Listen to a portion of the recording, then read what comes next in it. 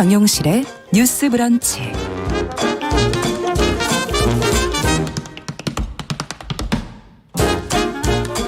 네, 정용실의 뉴스 브런치 듣고 계신 지금 시각 11시 43분입니다. 자, 이번에는 서점 편집자의 세심한 안목으로 고른 좋은 책 같이 읽어보는 시간이죠. 동네 책방. 오늘은 책방 사춘기 유지연 대표 자리해 주셨어요. 어서 오세요. 네, 안녕하세요. 오늘은 어떤 책 같이 읽어볼까요? 네, 요즘 날씨가 점점 이제 쌀쌀해지고 있잖아요. 맞아요. 겨울을 향해 가고 있죠.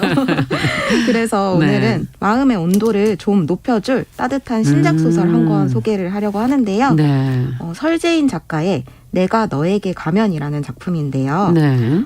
이 소설은 이렇게 읍내에만 나가도 3분에 한 번씩 아는 사람을 만날 만큼 작은 동네인 항만군을 배경으로 이 가족의 죽음이라는 하나의 사건을 통해 완전히 타자였던 인물들이 서로 새롭게 관계를 맺고 변화해가는 이야기예요. 이 주인공인 그 성주라는 인물은 이 마을의 학교에서 일하는 돌봄 교사이자 이제 복싱 선수인데요. 틈이 없는 철저한 원칙주의자로 그려지고 있어요. 예. 이 두 가지의 직업을 가진 만큼 자신을 더 혹독하게 관리하는 인물인데 본캐, 부캐 이렇군요. 맞아요.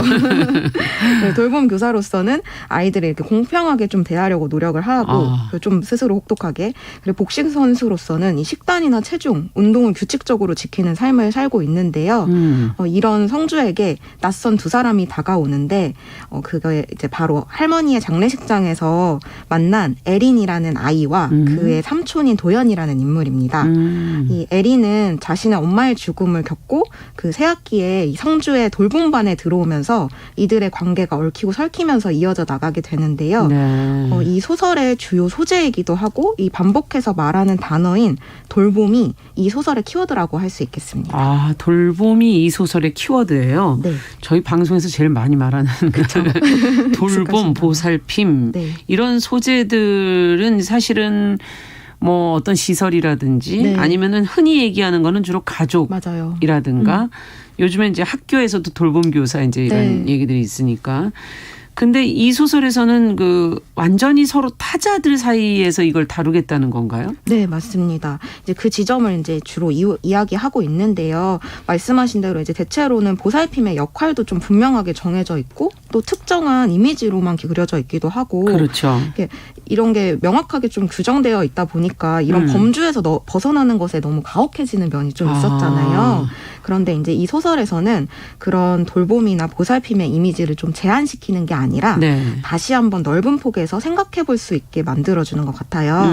그래서 돌봄에 관해서는 이제 마치 좀 짝사랑하듯이 이렇게 주로 한방향적인 모습을 떠올리게 되잖아요. 그렇죠. 우리가. 한쪽의 희생을 네. 떠올리게 되죠. 약간 부모가 아이를 돌보고 예. 선생님이 학생을 이렇게 보살피는 것처럼 예.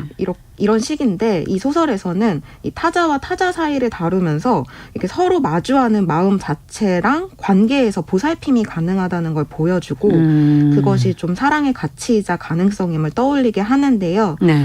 혈연이나 사회적 관계로만 얽힌 단 하나의 모양이 아니라 좀 더 이렇게 다양한 사랑의 형태를 통해서 이렇게 증명해 주는 것이에요. 그렇군요. 그래서 이 소설에서 되게 재밌는 게 굉장히 좀 현실적인 이야기 같으면서도 이렇게 판타지적인 부분이 있어요. 이게 바로 이제 성주의 할머니인 종옥이라는 인물인데요. 돌아가셨다고 하는. 네, 맞아요. 이분은 할머니. 처음부터 돌아가신 상태에서 등장을 하세요.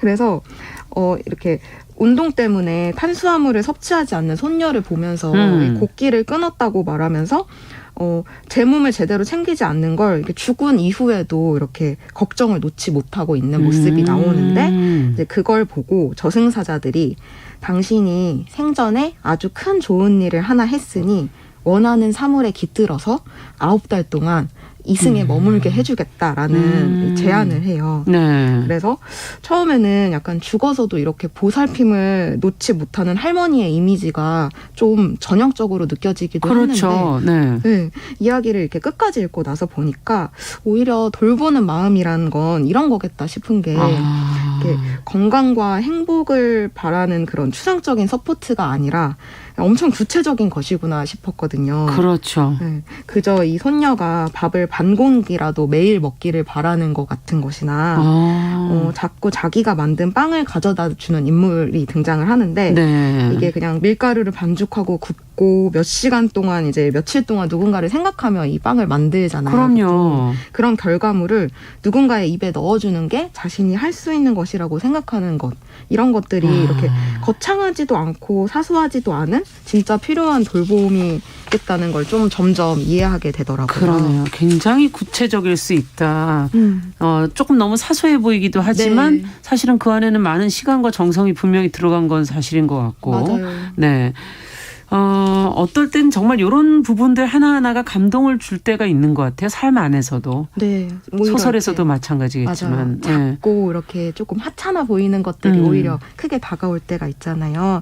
그래서 이 소설의 아름다운 부분들도 저는 그것이라고 생각을 하는데 이 성주한테는 주인공한테는 돌봄교사라는 직업을 가지게 된 계기가 이 할머니의 영향이 크다는 것인데요.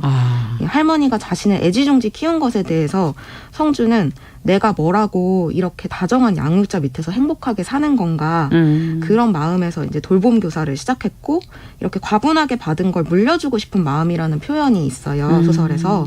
이게 그런 유산의 영역이 존재한다고 생각하니까 어쩌면 이런 하나의 경험이 굉장히 삶에서 중요하겠다는 거를 이제 다시금 깨닫게 되는데요.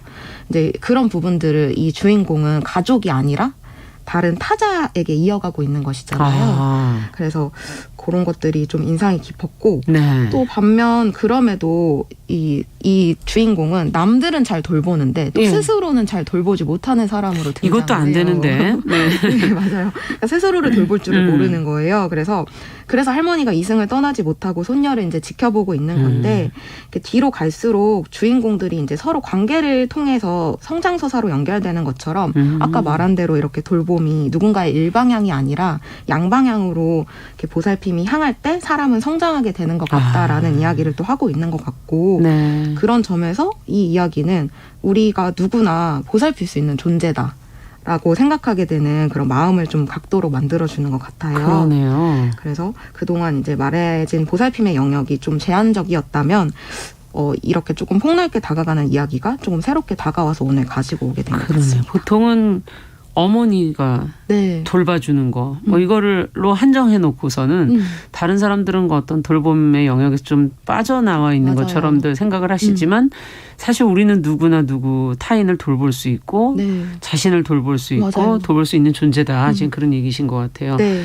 이야기를 계속 듣다 보니까 여기 나오는 인물들은 어떤 인물들일까 궁금해지네요. 네, 제가 이제 좀 앞에 빼놓고 설명을 하기도 했는데 이 할머니가 굉장히 마냥 다정한 존재로 나오는 것 같지만 네. 사실은 이 소설을 펼쳐보면은 되게 욕을 엄청 걸걸하게 잘하시는 인물이에요. 그래서 욕하는 할머니 뭐 가끔 식당에 가면 있지 않습니까? 맞아요. 네. 그래서 그렇게 욕하면서도 이렇게 막 이거나 먹어 이러면서 이런 할머니처럼 되게 잘해주는 스타일이시고 주인공과 이렇게 가장 접점에 있는 관계로 등장하는 아까 그 어린이 에린이? 네, 에린이라는 어린이도 굉장히 맹랑한 인물로 등장을 해요. 자신의 마음을 좀 솔직하게 잘 표현하고 그걸 잘 이용하는 야근면도 갖고 있고 예. 또 이 소설 안에서 그 할머니가 어쨌든 지금 귀신으로 존재하시는 거잖아요. 그렇죠. 근데 이제 그 물건에 깃들어 있다는 걸 유일하게 알아채는 인물이 이 에린이기도 하고 그러니까 귀신을 볼 줄 아는 아이인 거죠. 어머나 놀랍네요. 네. 그렇게 등장하기도 하고 네. 또 그 삼촌인 도연이라는 인물도 굉장히 소심한 듯 보이지만 의외로 대범하게 이렇게 귀신 이야기를 또 만드는 웹툰 작가로 등장을 하고 있어요. 그래서 이런 면도 있고 끈기도 있고 적극적인 부분이 있어서 이제 주인공과의 어떤 연애 서사까지도 계속 확정해 나가는 연애 서사를 또 네. 그렇군요. 이어지고 있고 또 곁에서 주인공을 계속해서 지지해주는 인물로 복싱 관장님이라는 인물도 있고 이렇게 등장하는 캐릭터들이 매력적인 부분도 있는데 사실 이 소설은 읽다 보면은 내내 약간 영화 한 편을 본 것 같은 느낌이 드는 면이 그래요? 있어요. 그러니까 장면이 마치 내 눈앞에 있는 것 같은 네. 느낌이 드는 건가요? 맞아요. 읽다 보면 이렇게 뭔가 이렇게 장면이 다 그려지게 되고 쑥쑥 이렇게 넘어가면서 읽히는데 이 작가의 말을 보니까 그럴 만한 이유가 충분히 있더라고요. 여기에 이제 이 소설은 모조리 남이 써준 것이다라고 이렇게 문장이 적혀 남이 있습니다. 써준 것이다? 네, 그렇게 시작을 하는데 이 이야기의 인물들을 어떻게 만들어냈는지를 밝히고 있어요. 예. 네. 일단 작가님의 어머님이 실제로 2006년 돌봄교실이 처음 시행된 이래 지금까지도 계속 돌봄교사로 일하고 계셔서 이런 이야기를 할 수 있었던 것 같다고 봐요. 돌봄교사가 뭔지를 너무나 잘 알고 계셨군요. 네, 그래서 곁에서 가장 가까이에서 계속 그 이야기를 들어온 사람이었던 거죠, 작가님은. 그리고 또 계속 빵을 굽는 장면들이 구워주는 인물이 등장하는데 네. 그 사람은 자신의 동생의 모습에서 조금 가지고 왔다. 본인에게 맨날 빵을 구워다 주나 보죠? 네, 그런 것 같아요. 맛있는 빵을 구워주시는 것 같아요. 그리고 복싱을 하는 주인공의 모습은 9년째 하고 있기도 하고 실제 아마추어 복싱 선수로 이제 대회까지 나아가 본 자신의 모습에서 조금씩 가져왔기 때문에 그 인물들이나 배경이나 이렇게 하는 이야기 자체가 훨씬 더 구체적이고 입체적으로 좀 느껴지더라고요. 근데 이게 소설의 어떤 그 인물을 어디서 가져왔다는 걸 밝히는 소설가는 별로 없는데. 네, 잘 없는데 이제 네. 이 소설은 모조리 남이 써준 것이다라고 하시면서 아예 밝혔군요. 네, 출처를 밝히셨어요. 근데 오히려 그러니까 실제 인물들이라고 생각을 하니까 저는 더 이 책 속의 인물들이 되게 가깝게 느껴지기도 하더라고요. 그럴 수 있겠네요. 네, 친근해졌어요. 네. 그래서 이 항만군이라는 마을도 사실 이 소설 안에서만 등장하고 있지만 뭔가 이렇게 이것도 실제 어떤 배경을 갖고 있는 거 아니야? 네, 약간 그런 생각이 들기도 하고 계속 아까 빵이 등장한다고 했잖아요. 그 네. 빵이 등장할 때마다 왠지 막 냄새도 막 느껴지는 그렇죠. 것 같고 이렇게 인물들이 복닥복닥하는 모습들이 좀 친근하게 느껴졌고요.